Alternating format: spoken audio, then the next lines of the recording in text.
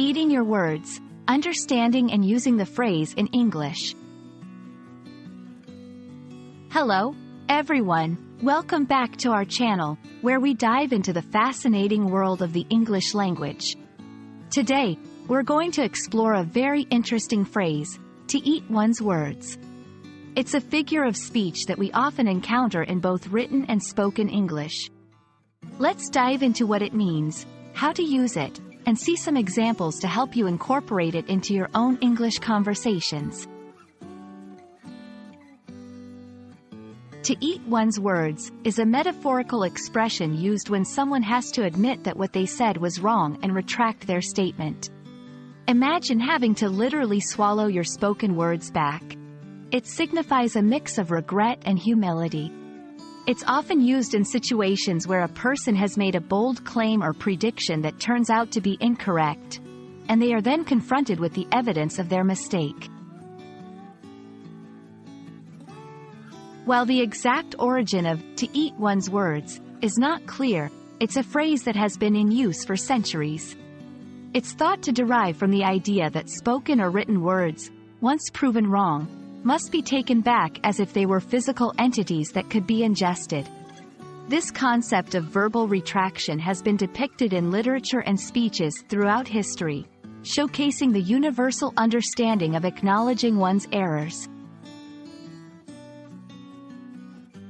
To help you better understand how to use "to eat one's words," let's look at some examples. 1. After predicting the team would lose, John had to eat his words when they won the championship. Here, John made a prediction that turned out to be wrong, and he had to admit his mistake. 2. The critic had to eat her words after the movie she panned received several awards. In this case, the critic's negative review was proven to be an underestimation of the movie's quality.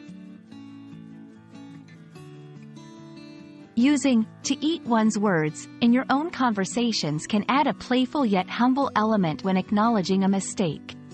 It's suitable in both formal and informal contexts but is best used in situations where you can show a good-natured acceptance of being wrong.